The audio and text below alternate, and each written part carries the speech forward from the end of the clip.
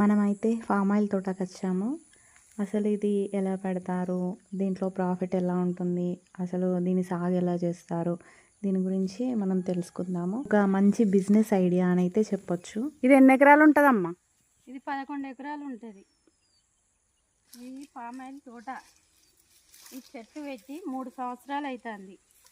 ఈ 3 సంవత్సరాల కాంచేలి ఎరువు 2 నెలలకు ఒకసారి దీనికి ఎరువు వేసుకునుడు, మందు వేసుకునుడు, అన్ని రకాలు వేసుకుంటూ దీని ఏరు ఆడ ఉండేది. ఇగో ఇది వరకు ఉంటుంది పామ్ ఆయిల్ చెట్టు ఏరు. ఇట్లా బట్టి చుట్టూ వరుసగా పోసుకోవాలి. ఆ తల్లి ఏరు ఆడుంటుంది, పిల్ల ఏరు ఇక్కడ ఉంటుంది కాబట్టి దీని వలన గుంజుకుంటే చెట్టు మంచిగా పెరుగుతుంది. మట్టలు తీయకూడదు పామ్ ఆయిల్ చెట్టుది. మట్టలు కడి చేస్తే చెట్టు కొంచెం పెద్దగా కాదు, మొదలు దొడ్డు కాదు, సన్నగా అవుతుంది. అందుకని మట్టలు తీయం మేము. గోల ఇప్పుడు కాపుకొచ్చింది. ఇప్పుడు 3 సంవత్సరాలు అయింది కాబట్టి మొన్ననే పురుగు వేసి వదిలిపెట్టినాం. ఇంకో 6 నెలలు అయితే దీనికి కాపు తీస్తాం.